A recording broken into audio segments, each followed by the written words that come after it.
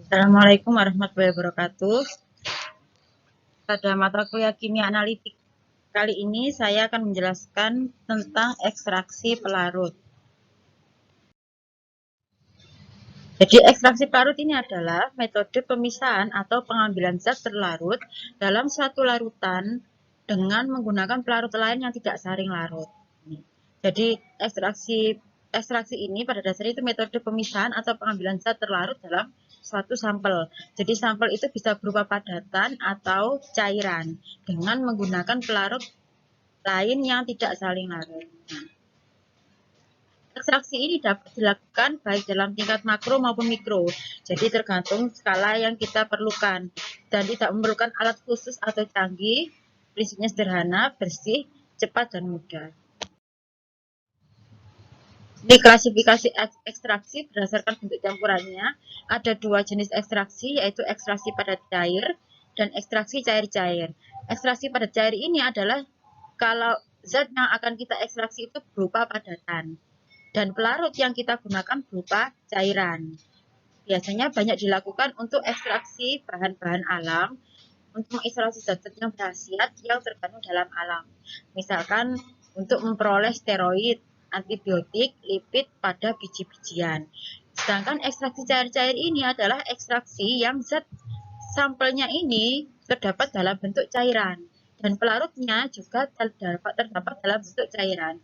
Namun antara sampel dan pelarut ini tidak saring larut. Jadi pelarut ini hanya melarutkan analit yang akan diambil, tapi tidak melarutkan keseluruhan sampel yang berupa cairan tadi. Itu yang disebut dengan ekstraksi cair-cair. Ini contoh yang pertama adalah ekstraksi padat cair, yaitu ekstraksi misalkan saat kita menyeduh teh. Nah, proses penyeduhan teh itu sudah termasuk proses ekstraksi, yaitu mengambil sari dalam teh menggunakan pelarut air. Sampelnya berupa daun teh, kemudian analitnya adalah ekstrak daun teh tersebut. Kemudian pelarutnya berupa air. Ekstraksi ini merupakan jenis ekstraksi padat cair.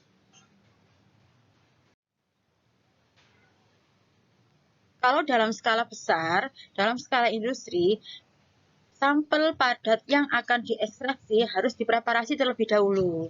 Jadi, misalkan kalau kita ingin mengekstrak dari biji-bijian, berarti biji-bijian tersebut harus kita cuci terlebih dahulu. Washing, ini dicuci. Setelah dicuci baru dikeringkan. Kemudian crushing, ini adalah dihancurkan. Setelah dihancurkan terbentuk sampel yang kasar. Kemudian milling ini digiling nanti berupa serbuk. Setelah berupa serbuk, sampel serbuk tersebut kita lakukan ekstraksi. Nah, kita beri dengan pelarut yang sesuai yang akan diinginkan. Itu apa? Pelarutnya berupa cair. Itu adalah ekstraksi padat cair. Nah, ini asal mulanya. Tahap pertama tadi kalau sampai sudah dicuci, dikeringkan sampelnya ya, baru kita grinding. Setelah di grinding, di milling. Pada milling setelah diperoleh serbuk, maka kita lakukan proses ekstraksi. Nah, proses ekstraksi padat cair ini ada macam-macam jenisnya. Jadi biasanya dilakukan sampai 1-3 hari kalau skala lab. Jadi setelah di proses ekstraksi, kita lakukan filtrasi, yaitu memisahkan antara pelarut dengan serbuk sampel tadi.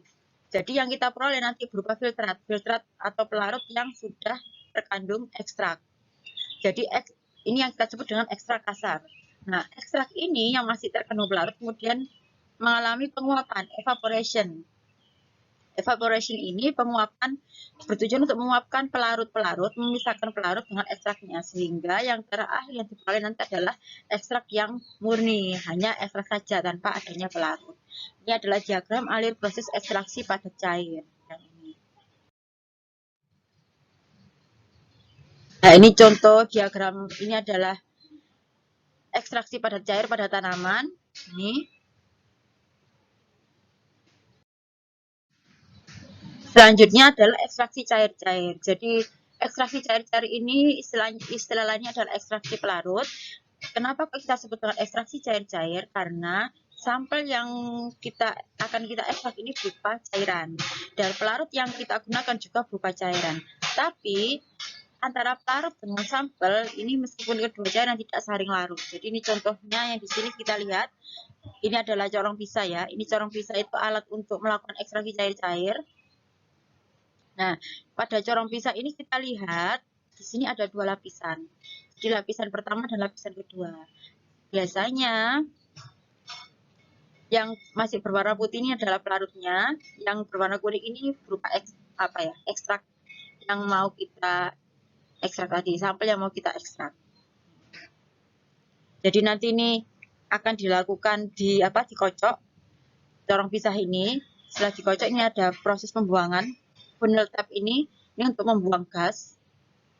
Di sini membuka tutup ya, ini bisa untuk saat proses pengocokan, proses ekstraksi ini digunakan untuk pembuangan gas. Kemudian setelah proses ekstraksi selesai, kita diamkan corong pisah ini sehingga terbentuk dua lapisan, dan ini nanti bisa dikeluarkan melalui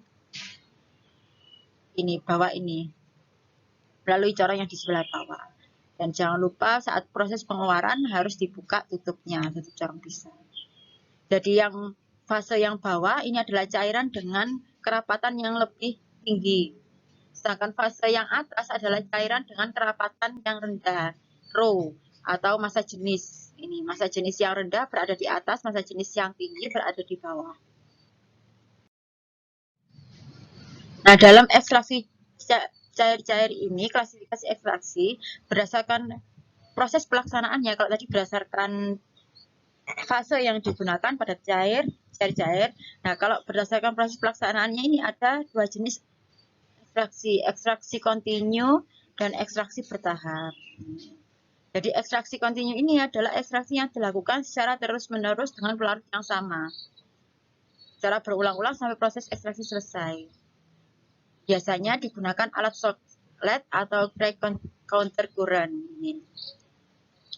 Sedangkan ekstraksi bertahap ini dilakukan ekstraksi dengan pelarut yang baru setiap kali proses ekstraksi. Jadi setiap satu siklus ekstraksi kita ganti pelarut, kemudian kita gunakan kita ambil pelarut yang baru, kita lakukan ekstraksi lagi. Itu adalah ekstraksi bertahap. Jadi menggunakan pelarut yang baru setiap kali ekstraksi.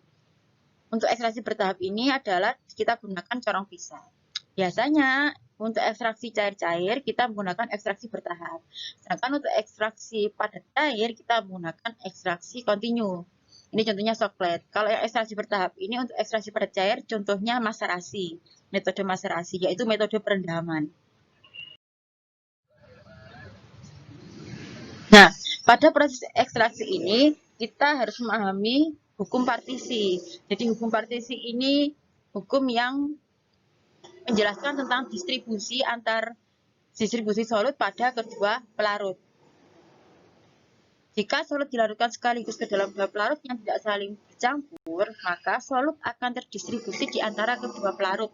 Solut itu zat yang akan dicairkan atau zat yang akan diekstraksi. Pada keadaan setimbang, perbandingan konsentrasi solut berharga tetap pada suhu tetap. Jadi perbandingannya selalu tetap, ini dengan suhu yang tetap ya. Hukum partisi ini kita bisa menggunakan hukum distribusi Nernst, nama lainnya, dan perbandingan distribusi. Jadi jika solut mula-mula ada dalam fase air dan diekstraksi dalam fase organik, maka terjadi keseimbangan. Konsentrasi X pada air akan berkeseimbangan terdistribusi dengan konsentrasi X pada pelarut organik. Jadi masih ingat di corong pisah tadi kan ada yang bagian atas sama bagian bawah. Pelarut organik ini biasanya berada di bagian atas karena massa jenisnya lebih ringan, sedangkan pelarut air ada di bagian bawah. Nah, koefisien distribusi itu kita dapat peroleh dari konsentrasi solut pada pelarut organik dibagi konsentrasi solut pada pelarut air. Ini bisa kita peroleh dari perhitungan ini. Jadi kalau misalkan disuruh mencari koefisien distribusi dari suatu solut pada suatu ekstraksi pelarut, harus diketahui dulu masing-masing konsentrasi solut pada fase organik dan fase air. Setelah itu baru kita bisa menghitung koefisien distribusinya berapa. Ya. Jadi ketika solut mengalami reaksi samping, harus juga diperhitungkan total konsentrasi solut pada masing-masing fasa yang didefinisikan sebagai perbandingan distribusi.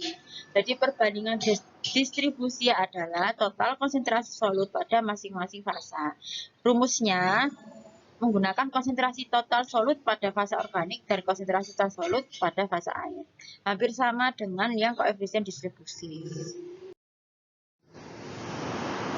Nah, ini beberapa contoh koefisien distribusi solut pada suhu 25 derajat. Ini sudah ada ketetapannya. Ini berdasarkan hasil percobaan ya. Jadi misalkan kalau solutnya, zat larutnya berupa iodium, dengan pelarut organiknya klorofom, larut air berupa air, maka koefisien distribusinya 85. Nah, saat pelarut organiknya di CS2, koefisien distribusinya menjadi 414, lebih besar lagi.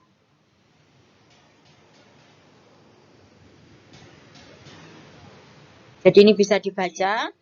Yang paling kecil adalah asam suksinat pada dietil ether C2H5O dengan pelarut air. Koefisien distribusinya 0,1. Nah, ini teknik ekstraksi. Pada metode ekstraksi cair-cair bisa dilakukan dengan cara bertahap atau dengan cara kontinu. Ini dilakukan cara bertahap jika perbandingan distribusinya besar, maka harus dilakukan dengan cara bertahap. Ini caranya.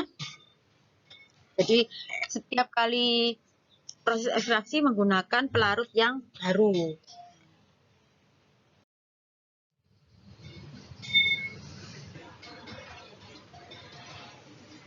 Ini contohnya adalah saat kita mau melakukan ekstraksi iodium dalam air.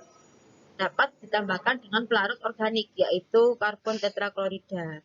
Karena air dan CCl4 tidak dapat bercampur, tapi iodin dapat larut dalam keduanya.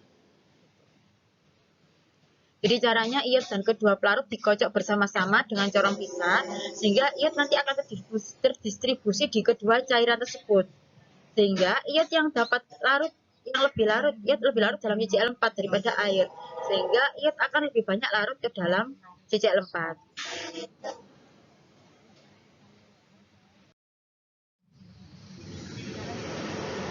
Nah, pada saat sistem berada dalam keseimbangan, maka bisa kita tuliskan seperti ini rumusnya. Jadi pada suhu 25 derajat Celcius, nilai D pada iod ini punya nilai 85. Jadi ini contohnya, misalkan CCl4 ada di bawah, ini pengecualian ya. Kalau pelarut organik selain klorofom dan CCl4, dia berada di fase atas. Karena kerapatannya lebih ringan daripada H2O. Tapi kalau untuk yang CCl4, kerapatannya lebih besar daripada H2O, sehingga letaknya di bawah.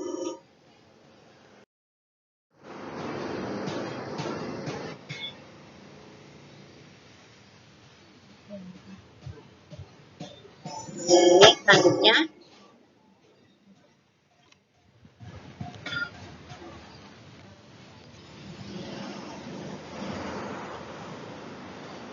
Ini jika volume awal larutan fase air mengandung W gram zat terlarut yang ekstraksi dengan V0 mili pelarut lain, maka akan diperoleh W0 gram zat terlarut yang terambil pada fase organik. Jadi zat terlarut yang tersisa atau yang zat terekstrak adalah W dikurangi W0 WO gram. Ini untuk menghitung zat terlarut yang tidak tersisa. Jadi hubungannya bisa dituliskan dengan persamaan berikut ini. Ini konsentrasi solut pada fase cair, fase air C1. Ini konsentrasi solut pada fase organik. Jadi kalau ada pertanyaan disuruh hitunglah konsentrasi iod pada air, berarti harus pakai rumus ini. W dikurangi WO per VA. Ini VA ini volume air. Konsentrasi solut pada fase organik berarti WO ini berat yang terekstrak dibagi volume organik berapa mili. Itu nanti ketemu satuannya dalam bentuk gram per mili. Sedangkan untuk menghitung perbandingan distribusinya, kita menggunakan rumus konsentrasi C2 per konsentrasi C1. Jadi ini kita masukkan rumus yang ini bisa ketemu seperti ini.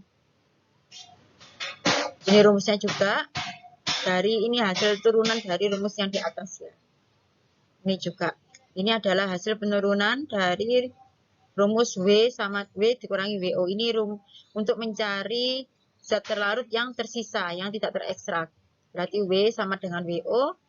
Nah, WO tadi menggunakan rumus ini kan ya. Ini rumusnya. Pakai diferensial ya ini. Apa saja faktor yang pengaruh ekstraksi?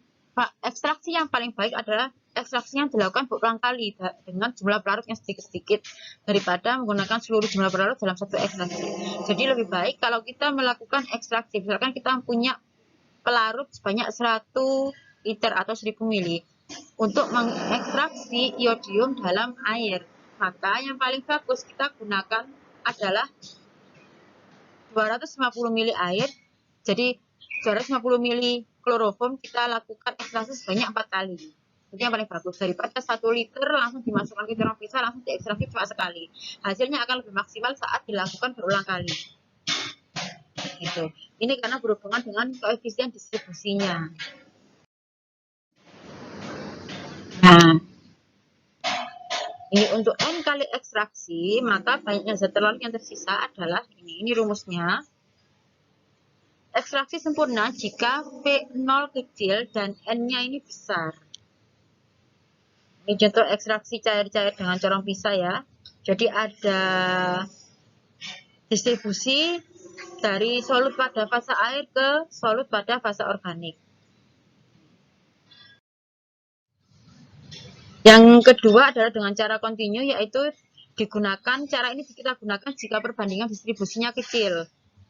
Jadi harus menggunakan aliran kontinu pelarut melalui larutan yang mengandung zat terlarut tersebut. Itu saat koefisien distribusinya kecil.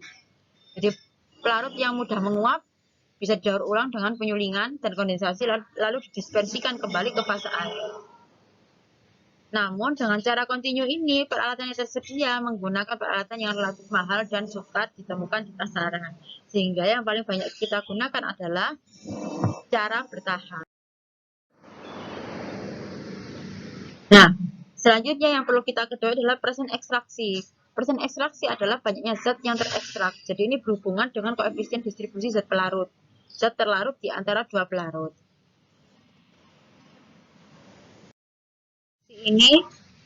Nah, ini hubungannya.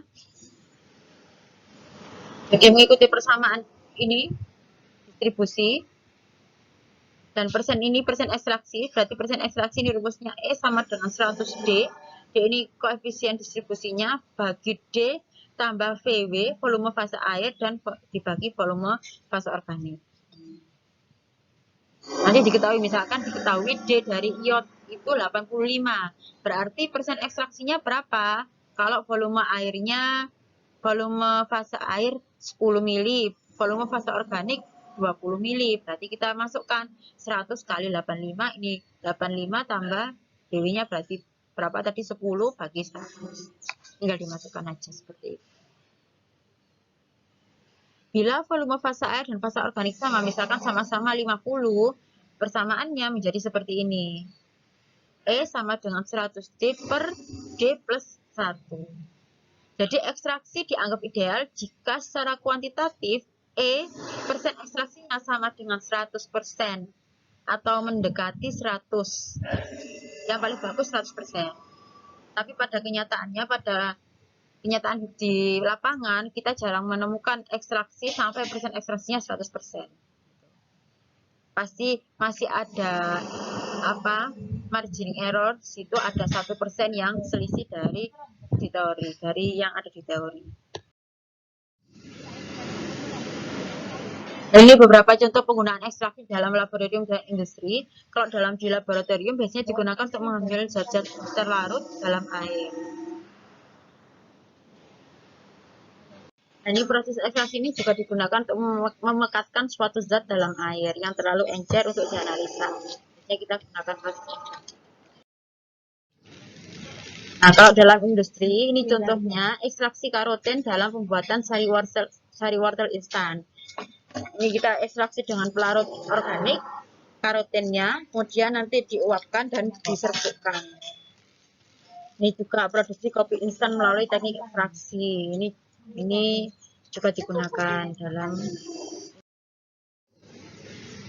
ini contohnya dalam pembuatan sayur. Jadi ini ada beberapa pertimbangan pemilihan pelarut untuk ekstraksi. Saya harapkan ini dihafalkan dan dipahami. Jadi dalam ekstraksi ya, cair-cair ini harus ada pertimbangan pemilihannya.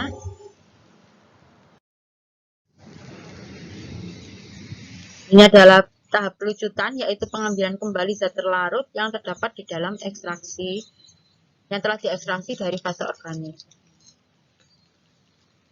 Jadi zat terlarut yang telah diekstraksi ini dapat kita ukur absorbansinya menggunakan kolorimeter untuk mengetahui konsentrasinya. Jika mudah menguap larut organiknya, maka kita tinggal tambah sedikit air, kemudian diuapkan di atas penangas air untuk mendapat zat terlarutnya.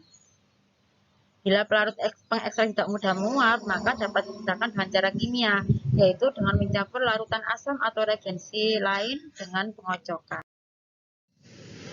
Ini solvent extraction-nya, stripping dalam solvent extraction ada di sini. Ini leaching, solvent extraction, stripping, ada metal extraction. Terima kasih penjelasan untuk hari ini. Nanti silakan saya buka pada sesi diskusi, silakan bertanya melalui grup WA. Assalamualaikum warahmatullahi wabarakatuh.